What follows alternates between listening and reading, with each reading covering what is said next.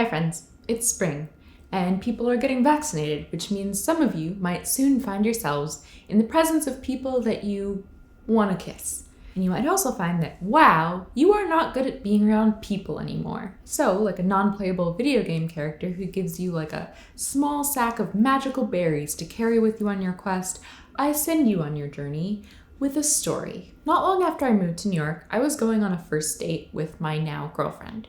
She picked the place, 99 Favorite Taste in Chinatown, which is a hot pot restaurant. Now, hot pot, if you don't know, because I didn't, is a food experience where you get a pot of extremely hot soup broth for the table, and then you either order different foods, or sometimes it's like a buffet situation where you go off and make yourself a plate of all the different kinds of vegetables and meat if you eat meat, and you dip them in the broth to cook them and also give them all the good flavors, and you eat them. This is my girlfriend's favorite food.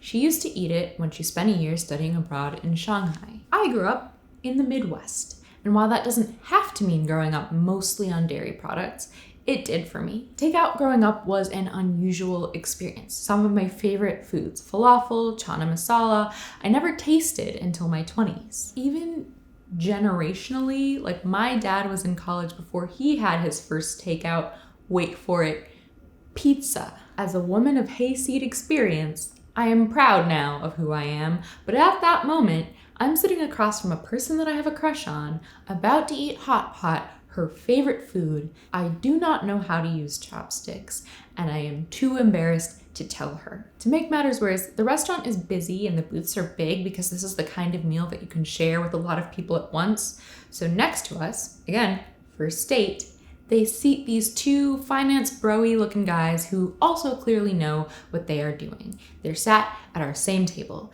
and it just feels like everybody is looking at me. So I'm trying out of the corner of my eye to look at everyone and how they're holding their chopsticks. I even think about if I should try to go to the bathroom and watch a YouTube tutorial in there. But finally, I sum up the courage to pick up a chunk of lotus root and unsteadily lower it into the broth. But after a few moments have passed and I'm meant to take it out again and eat it, I realize that not only am I just as uncoordinated as before, but now my food is also wet. I pick up and drop my food like half a dozen times as it keeps sliding out from my weak grip, and I'm hoping that no one else at the table has noticed that the last time it plunked back in the pot with such vigor that it splashed drops of hot broth across the table. Finally, I wait for the split second that my date isn't looking at me, and I spear the lotus root through one of its holes with the end of my chopstick and fish it out that way. My date gracefully does not call attention that I don't eat another bite for the rest of the meal. Somehow, by some divine providence, we end up together anyway. And in the comfort of my own home, with my own set of chopsticks and how-to playlists, I practice until I now can confidently use a utensil I didn't grow up with, both to eat and to grab whatever errant chickpea that escapes my pan and rolls under the burner when I'm cooking at home. And once I too am fully vaccinated, I will be back at my favorite dim sum spot so fast. I cannot wait. But I know that being back out in the world will bring other things that feel new and unfamiliar.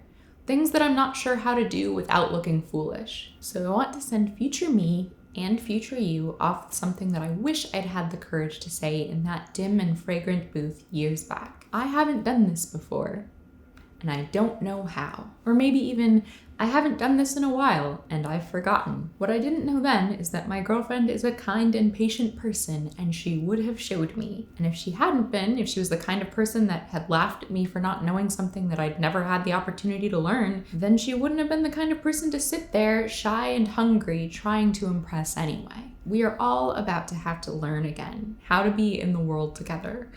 And what a loss it will be if we don't use this as a chance to start clean, to learn how to share our spaces in more compassionate and inclusive ways, to be willing to say what we tried before wasn't working. So we're doing something we haven't done before, and I don't know how, but I'd really like to learn. In comments, tell me about something that you've learned how to do lately. This video was brought to you by the generosity of the Radish Collective, my community of Patreon supporters. And there's a link in the description where you can join them if you'd like. I'll see you soon. Bye!